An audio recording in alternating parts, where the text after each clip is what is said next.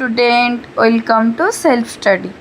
आज आम सप्तम श्रेणी पाटीगणित परिप्रकाश करवा। प्रथम उदाहरण देती मल्लिका प्रत्येक दिन निज जलखिया 25 टंका खर्च करे।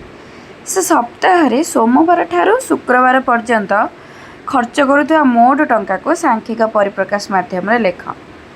मल्लिका प्रत्येक दिन जलखिया केते टंका खर्च करुच्चे 25 टंका। आम लिखा मल्लिका प्रत्येक दिन जलखिया खर्च करे समान 25 टंका। से सप्ताह माने से 7 दिन नुह सोमवार ठारू शुक्रवार केते दिन हो सोम मंगल बुध गुरु शुक्र 5 दिन। आम लिखा सोमवार ठारू शुक्रवार पर्यंत दिन समान 5 दिन। तो मल्लिका दिन को केते टंका खर्च करुच्ची आम भी लिखा सोमवार ठारू शुक्रवार पर्यंत दिन संख्या समान 5 दिन। दिन को केते खर्च कर 25 टंका। आम दिन पाइले 5।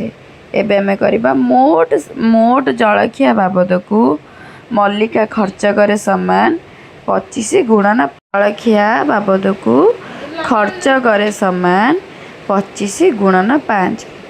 25 रे 5 गुणिले 125 टंका।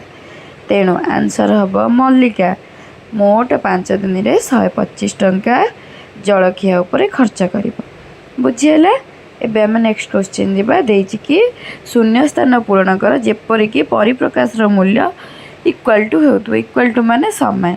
प्रथम देला 13 जुक्त 4 13 4 मिसले केते 17। तापर ब्रैकेट देला केते 6 मिसले 17 हम। आम जानचे 11 रे 6 मिसले 17 हेबो। तापरटा देला 22 जुक्त डैश इज इक्वल टू 6 गुणन 5। 6 रे 5 गुणले केते 30। 22 रे केते मिसले 30 हेबो। 22 रे 8 मिसले एपटे देदेला 64 हरण 2 हो गला 32। आम 8 रे 4 गुणले हो 32। 34 रु माइनस केते गले 25 हेबा। आम निजे बाहर करबा। तापर देला परिप्रकाश गुड़िकर मान निर्णय कर एवं ऊर्ध्वक्रम में सजाई लिख। परिप्रकाश माने कौन आम मिश्रण फेड़ाण करके जिनस गुड़ा लिखि सारा आम ऊर्ध्वक्रम में सजाई।